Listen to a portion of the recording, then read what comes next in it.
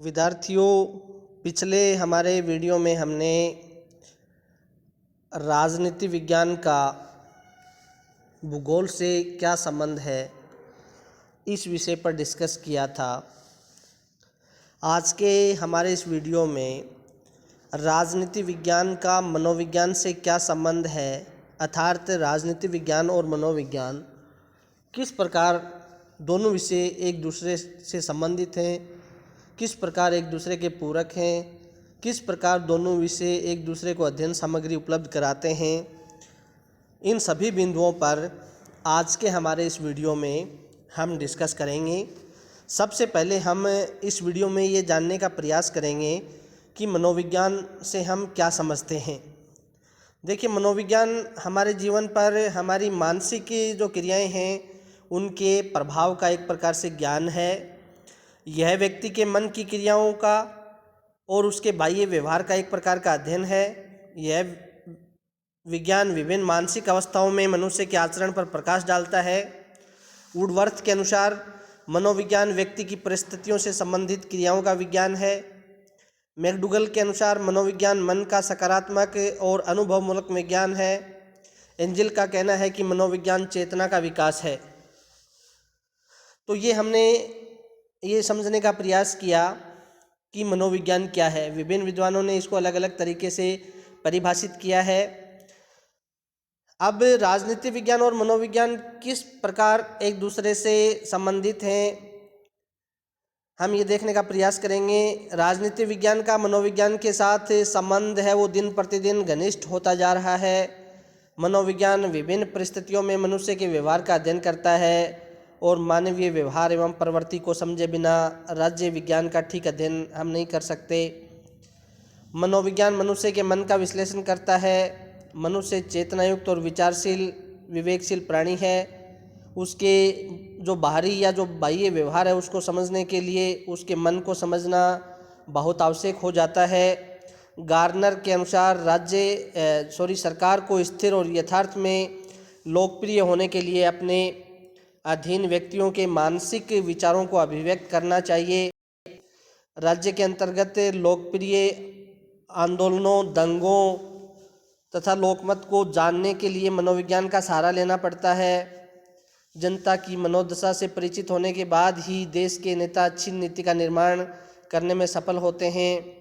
राज्य और अन्य राजनीतिक संस्थाएं मानव मस्तिष्क की उपज हैं। मानव मस्तिष्क के अध्ययन के द्वारा ही उन्हें सर्वोत्तम रीति से समझा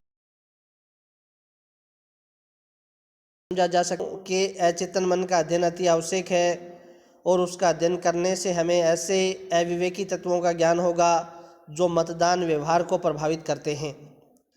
मतदाताओं के मन का मनोविज्ञान विश्लेषण करने पर ही राजनीति शास्त्री आगामी चुनाव के संबंध में पूर्वानुमान लगा सकते हैं।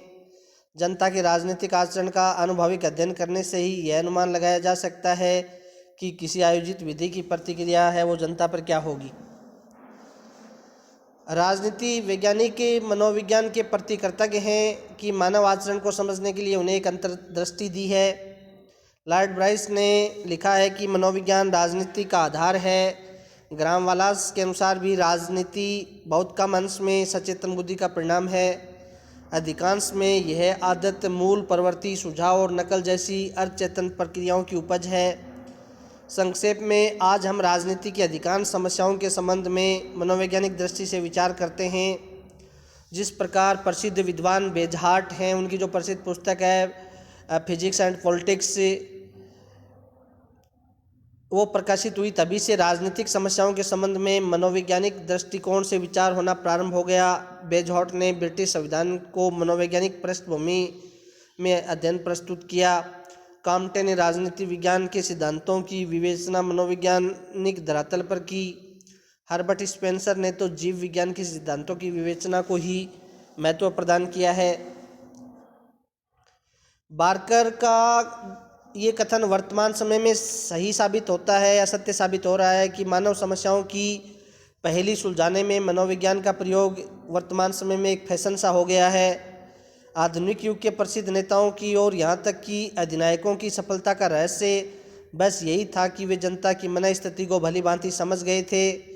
हिटलर और मुसोलिनी की सफलता का मुख्य कारण यह था कि वे दोनों अपने देशवासियों की जो मानसिक स्थिति है उसको अच्छी तरीके से जानते थे। संक्षेप में, यदि हमारे पूर्वज राजनीतिक समस्याओं को जीव शास्त्रीय ढंग से समझते थे तो हम मनोवैज्ञानिक ढंग से सोचते हैं। अब ये दोनों हमने परस्पर संबंध दोनों विषयों में देखने का प्रयास किया। दोनों विषय एक दूसरे के पूरक और संबंधित होने के पश्चात उसके बावजूद भी दोनों विषयों में आधारभूत अंतर विद्यमान है, जिनको हम एक एक करके डिस्कस करने का प्रयास करेंगे। यह सच है कि राजनीति विज्ञान की जो जड़ें हैं वो मनोविज्ञान में ही हैं, किंतु इससे यह निष्कर्ष नहीं निकाला जा सकता कि मनोविज्ञान राजनीति विज्ञान है। राजनीति विज्ञान और मनोविज्ञान में पर्याप्त अंतर है, जिसको हम निम्न बिंदुओं के आधार पर स्पष्ट करेंगे।